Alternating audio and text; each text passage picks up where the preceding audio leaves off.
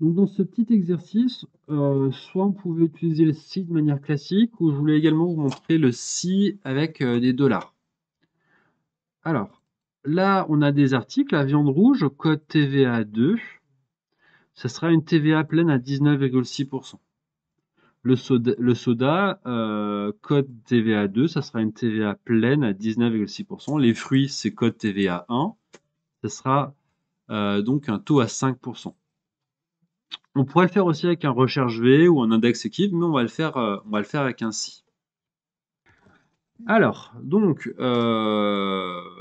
avec des si, comment on pourrait faire ce problème? Donc, le test de logique, on commence toujours par le test de logique, c'est, je pourrais dire, est-ce que B6, là, est-ce que c'est égal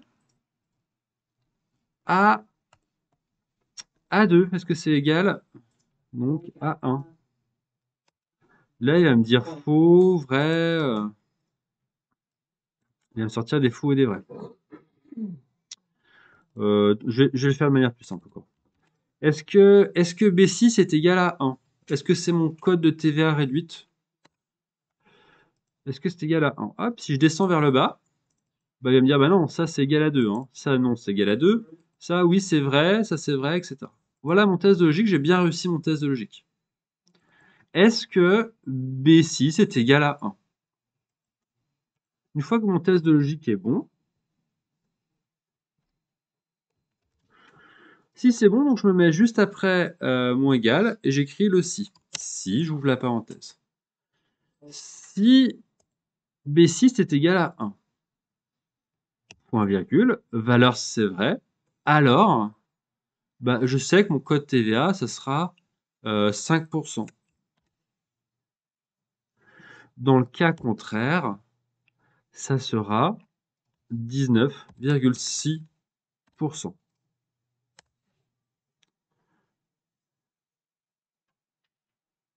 On peut le faire comme ça, c'est possible de le faire comme ça. Là, je suis pas au format pourcentage, donc évidemment, alors j'incrémente vers le bas. Hop. Je me remets au format pourcentage avec 2 chiffres après la virgule. Alors ça, c'est pourquoi pas, on peut le faire comme ça marche. Il n'y a pas de souci, hein. Si B6 est égal à 1, alors 5%, dans le cas contraire, 19,6%. On peut aussi le faire dans l'autre sens, hein, sans aucun problème, hein. Si B6 est égal à 2, donc si le taux de TVA est plein, bah, ce sera 19,6%. Et dans le cas contraire, point virgule, ça sera 5%. Pourquoi pas, hein, on peut le faire dans les deux sens. Dans le sens que vous voulez, là, il n'y a pas de souci. Allez. Donc cette méthode, elle est bien. Le problème, c'est que si demain, bah, voilà, on a un appel de la direction qui nous dit que bah, voilà, la TVA, elle passe à 21% à la TVA pleine, ici, ça change pas, hein. Sur mes articles, ça ne change pas.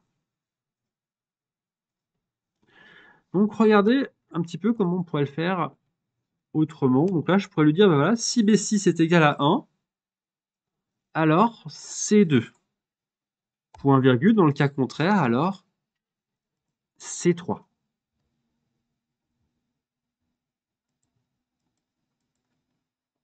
Donc vous allez me dire, c'est la même chose. Oui, c'est la même chose, à une différence près, c'est que bah, là, si mon taux de TVA il change, maintenant, bah, il changera aussi ici. C'est ça l'avantage, d'accord?